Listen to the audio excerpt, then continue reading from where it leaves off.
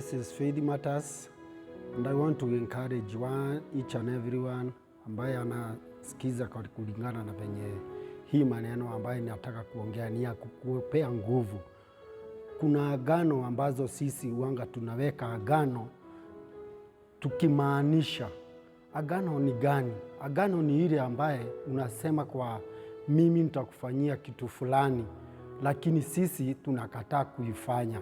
Kwa Mungu kuna agano ambazo sisi huanga tunaambia Mungu, nikipata hii nitakupa hii. Lakini ile wakati umeshika ile kitu, agano ambaye sasa umeagana na yeye, unakataa kufikisha kulingana na venye wewe umesema. Kuna mtu mmoja, kuna watu wawili walikuwa wamewekania agano, Daudi na Jonathan. Daudi na Jonathan walikuwa wameweka agano. Agano ambaye alikuwa ameweka ni kwa sababu walikuwa wameagana kitu fulani. Walikuwa wameagana, mimi nikifika hapa nitakufanyia hii. Katika mambo ambaye sisi huanga tunaagana na Mungu, tunaagana mambo ambaye sisi wenyewe tunaweza kuwa tunaikamilisha. Lakini sisi kwa uovu wetu ama kwa njia nyingine tunakataa kutimiza kulingana na hiyo ambaye tumeagana. Daudi wakati alipokuwa Daudi wakiagana na Jonathan, mambo ikaendelea. Jonathan akaenda akakufa, Daudi akabaki akiwa kiongozi.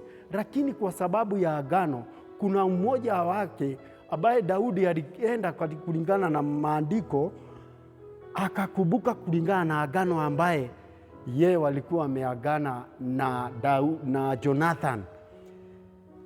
Akauliza, kuna mtu mmoja amebaki kwa nyumba ya Jonathan, kwa sababu tulikuwa tumeagana, nikipata hii cheo, nikiwa kiongozi katika hii nchi, nitamfanyia hii. Lakini kuna mtu mmoja alikuwa alikuwa kiwete, alikuwa anaitwa Mephibosheth. Mephibosheth alikuwa mtoto wake Jonathan. Jonathan alikuwa ameacha kama mtoto yake. Jonathan alikuwa yeye mahali alikuwa kijiji fulani ambaye hata Daudi we mwenyewe hakuwa anajua. Aliulizia kuna mtu ambaye amebaki kwa Jonathan. Lakini kuna mtu mmoja alikuwa kwa hiyo katika huko kwa Jonathan, mfanyikazi wake mmoja alikuwa huko, alikuwa anaitwa Siba.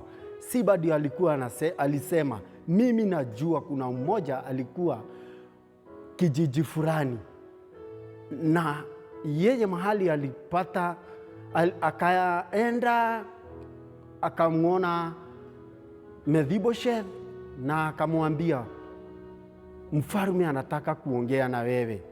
Lakini Mephibosheth alikuwa na shida. Maybe wewe ukiwa hapo, uko hapo na unapata shida kulingana na yale yote umeyapitia. Mungu ako na suluhu kwako. Maybe kuna sababu ingine ama kitu fulani ama agano ilifanywa na mtu fulani wewe ili ufaidike. Kwa hivyo usikufe roho, endelea kuwa na imani kwa sababu Mungu atakukujia. Asante sana. Thank you so much. Na ubarikiwe.